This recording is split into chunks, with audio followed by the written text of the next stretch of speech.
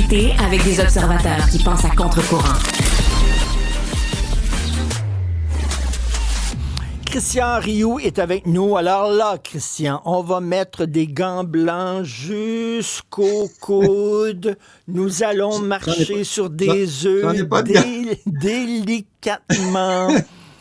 Tu poses la question que tout le monde se pose en privé et que très peu de gens ont le courage de demander, de dire en public, c'est-à-dire, y aurait-il un lien entre la hausse de l'immigration et la hausse de la violence chez les jeunes?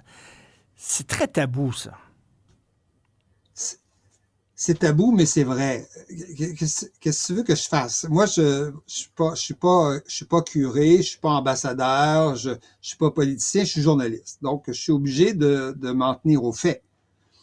Et c'est prouvé partout. Et c'est pas une question d'idéologie, là. C'est pas une question d'être pour, d'être contre, d'aimer les immigrants, de pas les aimer. C'est prouvé partout qu'il y a un lien entre l'immigration, la hausse de l'immigration de masse en particulier, et la question de l'insécurité et des violences, en particulier chez les jeunes. C'est prouvé partout. On le voit dans les statistiques en France. C'est clair, les statistiques en France sont un peu particulières, mais on le voit dans les régions. Les statistiques en Suisse sont évidentes. En Allemagne, c'est pareil. En Angleterre, c'est pareil. Écoute, c'est la même chose au Québec, là. Hein? On n'est pas en dehors du monde. Donc, c'est une évidence. Après, comment on interprète ça? Qu'est-ce qu'on comprend de ça? Pourquoi ça se produit? Voilà, le débat, il est là. Mais si on n'accepte pas que ça existe, évidemment, on n'en débattra jamais, puis on résoudra jamais le problème. C'est évident. Mal nommé, c'est ajouté à la misère du monde, disait Camus. Il faut mettre un mot sur les choses. Tu disais, ça dépend comment on l'interprète. Alors, je te propose deux interprétations. Un, ces gens-là viennent de pays qui n'ont pas vraiment nos valeurs. L'égalité homme-femme, c'est pas la même chose chez eux. L'ouverture à la diversité sexuelle aussi. Bon, ça, c'est une interprétation. L'autre interprétation, c'est à cause du racisme systémique. Ils sont dans des ghettos, ils n'arrivent pas à trouver de la job, ils sont pauvres, donc ça les pousse vers la criminalité. Je sais pas, qu'est-ce que tu choisis, toi, là-dedans? Richard, veux-tu que je te le dise en quelques mots simples et directs? Ces jeunes-là, là, on les met dans marde.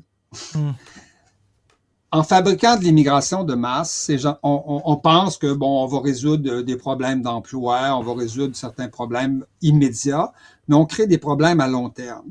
La deuxième génération qui naît au Québec ou qui naît en France, c'est pareil.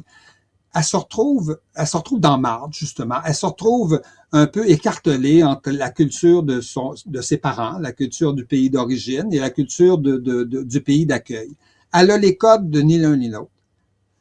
Elle parle pas la langue de son pays d'origine, elle n'est pas vraiment intégrée dans son pays d'origine. Puis dans le pays d'accueil, non plus, elle n'est pas encore intégrée. Ça va prendre du temps à s'intégrer. C'est long, comprendre les codes. Tu sais, les codes sociaux, c'est compliqué, là. Je veux dire, ça prend des années et des années. Hein. On pense qu'on fabrique un Québécois en 6 mois. C'est pas vrai, là. Ça prend 20 ans. Tu sais, moi, je suis pas français, puis je vis depuis tant de temps en France. Là, tu sais, je veux dire, c'est des décennies pour fabriquer ça. Donc, ces jeunes-là, là, ils se retrouvent écartelés entre deux cultures. Ils sont dans une situation que moi, je voudrais pas vivre quelque part. Et donc, évidemment qu'il y a aussi la culture du pays d'origine qui est pas évidemment la même que chez nous. Sauf que dans leur pays d'origine, il y a des contre-pouvoirs, il y a des contre-coups. Tu sais, c'est un jeune qui fait une connerie dans un pays d'origine, il se fait foutre une baffe par le passant qui passe à côté, puis il se fait remettre à sa place. Au Québec, on marche pas comme ça. On n'a pas cette autorité-là. C'est-à-dire, il arrive dans une situation où les adultes qui sont là sont pas habitués à dealer avec ça. Tu sais, un enseignant, par exemple, moi, je suis le mari d'une enseignante qui a travaillé à l'école primaire pendant longtemps. Une enseignante qui a un jeune Français dans sa classe, qui est excité dans le fond de la classe, là, elle a de la misère avec. Imagine ça, elle a un petit Algérien dans le fond. C'est pas du tout la même chose. Je veux dire, elle est pas capable de dealer avec ça. Elle est pas habituée avec ça. En Algérie, ils sont capables de dealer avec ces gens-là. Ils sont capables. Il y a une sorte d'équilibre qui va se créer. Mais dans nos pays, on n'a pas ça. Donc, on crée évidemment des situations extrêmement difficiles. On les crée des situations difficiles pour nous, mais on crée des situations difficiles pour ces jeunes-là qui se retrouvent dans des situations un peu impossibles quelque part. On les met, je le répète, on les met dans la marde d'une certaine façon. Et on crée des problèmes sociaux qui sont Et Christian, les Oui, gens qui disent oui, bon, il y a la mafia italienne, il y a des groupes oui. qui sont plus des Arabes, il y a des groupes qui sont des Asiatiques, tu sais, bon, mais il y a aussi les Hells Angels qui sont des Québécois de souche. Chaque communauté ethnique, sa criminalité, il y a des gens qui diraient ça, là aussi, là. Qu'ils sont pas pires que nous autres, là. Oui, ben, et c'est pas, la question, c'est pas qu'ils sont pires que nous autres, c'est que est-ce qu'on est des sociétés, est-ce qu'on est là pour se créer des problèmes quelque part? C'est-à-dire, c'est-à-dire quand on pense à l'immigration, on pense aux gains immédiats, mais à long terme, on crée des problèmes sociaux extrêmement compliqués. Et c'est pas une question d'accuser les immigrants ou de pas les accuser, c'est-à-dire, c'est une question que qu'est-ce qu'on fait? Est-ce qu'on crée des problèmes sociaux pour des générations finalement? Ça prend une, deux ou trois générations pour intégrer un immigrant. Et si en plus on a une immigration de masse, je veux dire, on n'est plus en mesure de les intégrer. Ces jeunes-là, par exemple, ce qui est fascinant, c'est qu'ils se retrouvent entre eux. Comment ça se fait qu'ils se retrouvent entre eux? Ils devraient se retrouver avec des Québécois.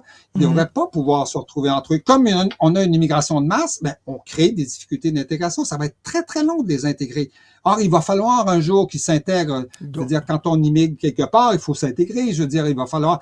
Et plus ça va être long et plus ça va être souffrant, à la fois pour la société d'accueil, mais à la fois pour ces jeunes-là. Moi, quelque part, ces jeunes-là, je les crains, je les plains quelque part. Je trouve que quelque part, ils sont dans une situation difficile et c'est nous qui avons créé cette situation-là et c'est nous aussi qui en payons quelque part le prix. Et d'où l'importance de tenir compte de notre capacité d'accueil lorsqu'on Oui, accueille des immigrants, parce que si on n'est plus capable de les intégrer, bien, ça fait des ghettos et ça fait oui, ce genre de choses-là absolument. dont tu parles. Oui, Tu traites de ça et dans ta chronique d'aujourd'hui, la montée de la violence chez les jeunes dans le Journal de Montréal. Ça va faire jaser. Mais il y a beaucoup de gens qui se posent ben, la question, là. oui, j'espère bien que ça va faire jaser parce que il faut voir ce qu'on voit.